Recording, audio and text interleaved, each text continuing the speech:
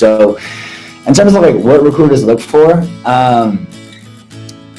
recruiters were basically just like the middleman between making sure that you or the candidate finds what they're looking for and the hiring manager finds what they're looking for. So within that, like, we have to advocate for two sides, right? We have to advocate for the candidate in one, like what their strengths are and what they're interested in and what they're good at, and also two, the hiring manager and what the need is for that specific team and that specific role. And then that can get lost a little bit because you really must understand how specific and different the same role can be for different teams and organizations. What does that come down to?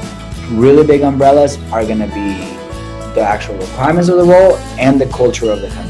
The minimum requirement of things are pretty straightforward, but I think one thing that you always must do is try to position yourself in the best way possible to align yourself with the job descriptions that you're looking into. A good recruiter will always have good substantial information about the role, about the team, about the company. So make sure that you absolutely get the most points of information that you can out of that recruiter so you can truly fully understand what this role requires, what this role is looking for, the dynamic of the team, the company culture. Because at the end of the day, regardless of these companies being in search for something that fits that role the best, you always need to make sure that you're positioning yourself to fit the role that you're going to be the best fit for at the same time.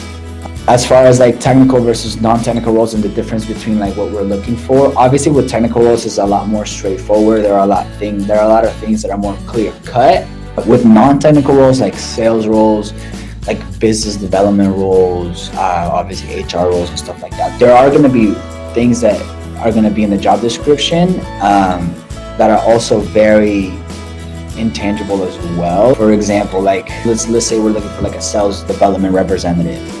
Obviously, some of the traits that a sales development representative must have is like have a good feel for finding information or being knowledgeable or knowing how to sell or how to approach. So if you come into a phone screen and you've done your research behind a company and you can show that like why this is a good position for you. So those are just kind of traits that also reflect what makes a good candidate for that position already from the beginning of your conversation. I think just for any type of business relationship or acquaintance that you have, things like professionalism, responsiveness, follow-up, flexibility are things that are crucial also, and I think that people notice a lot more than you would think. So professionalism goes from the very beginning to the very end. I'll talk about LinkedIn messages later, but a lot of recruiters get extremely bombarded with recruiting messages and inquiries about roles and things of that nature. So if we don't, for whatever reason, get to yours or miss yours, it's nothing personal. There's definitely not a grudge held against anybody. There's just a lot of movement within LinkedIn for recruiters. It's almost like spam-like, but I've definitely had people be disgruntled over like non-responsive recruiters and things of that nature.